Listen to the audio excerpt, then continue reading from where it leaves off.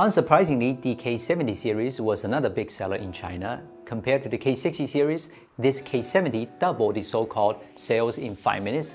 While many people trolled it in our unboxing video for this phone getting uglier, it is also true that it's more popular. So why exactly do people love these phones too much? After my 2 days of experience, I probably know what the answer is.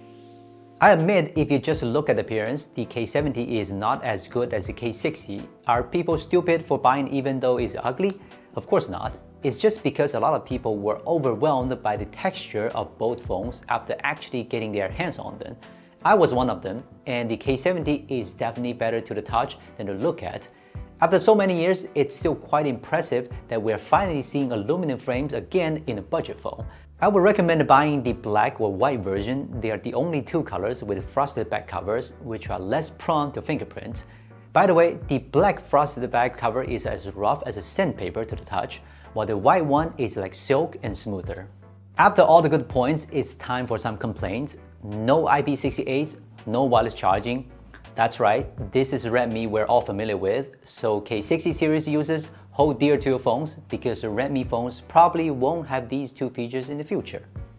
The K70 and the K70 Pro use the same screen, both 2K switch screen from TCL. Shockingly, this CA panel has a 3000 nit peak brightness on the Xiaomi 14, and it didn't take long for its maximum brightness to rise to another level. In fact, the manual full screen maximum brightness is probably only 670 nits, and in sunlight it can reach up to 1200 nits. It's quite nice to use, but it's certainly not as exaggerated as it's claimed to be.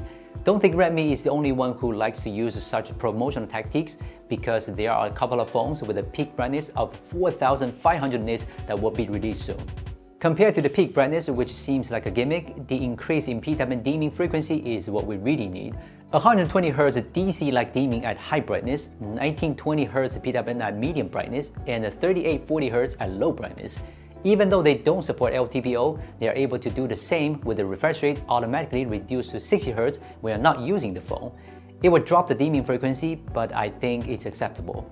We also tested the touch sampling rate. It's 240Hz under normal conditions and 480Hz with enhanced touch turned on. There's no doubt that the K70 series has won big again this year in the screen part. Especially with the K70 standard, you will never find a phone with a better screen for under $400. I'm sure of it.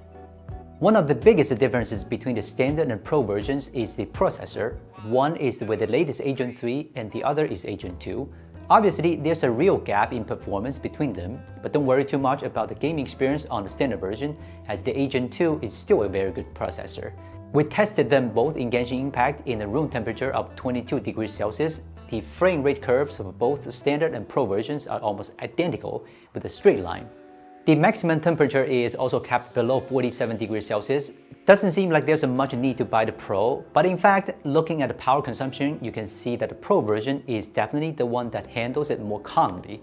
The standard version will consume 1% more power than the Pro after 20 minutes of gaming. If battery life is important to you, then the K70 Pro is better for you. By the way, if you want to play Genshin Impact in 2K resolution at 60 FPS on your phone without frame insertion or AI enhancement, then only the 3 phones in the Redmi K70 series can do it at the moment. But there's a precondition: you have to buy their cooling back clip. Otherwise, you can only play at 30 FPS in 2K resolution. The second major difference between the K70 and the K70 Pro is the camera. Aside from the main camera, the Pro version comes with the upgrades to the other 2 cameras. Let's look at this new 2x telepro camera first. Unfortunately, it doesn't live up to my expectations. As you can see, comparing to the standard version that crops the shot with the main camera, the Pro version doesn't have a big advantage. Even for the photos taken at night, you'd be hard-pressed to say which one is better. And the fact that this telephoto camera doesn't have OIS means there's a higher possibility of getting a blurry photo. I'm not satisfied with this telephoto anyway, so I might as well have the macro camera back. The ultra-wide camera isn't much better. Despite the increased amount of pixels, the sharpness isn't significantly better. Only the white balance in dark light conditions is a bit more accurate. So the Pro version is the same as the standard version. Other than the main camera, don't expect any really good photos from the other 2 cameras.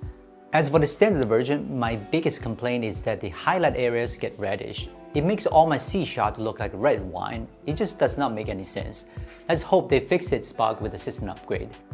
The K70 standard version only supports recording 4K resolution videos on the main camera, but the Pro version not only supports 4K on all three cameras, but you can switch cameras during recording. Redmi has that sneaky thought to make you buy the K70 Pro.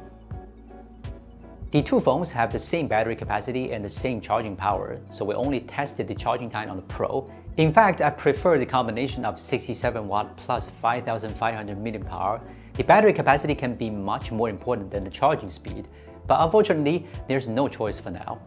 Battery life is also average level, not much to say about it. Plus, there's no wireless charging, so the two K70s are a step back in this charging and battery part.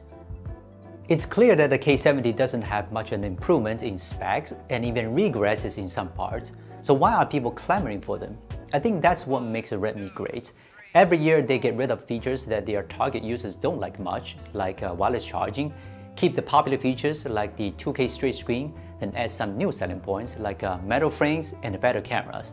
As long as the price stays the same or cheaper, then they will still keep selling well. If you like the K70, then buy it, because there might be certain features you like on the K70 but won't show up on the K80, right? I'm Will from China. See you next time.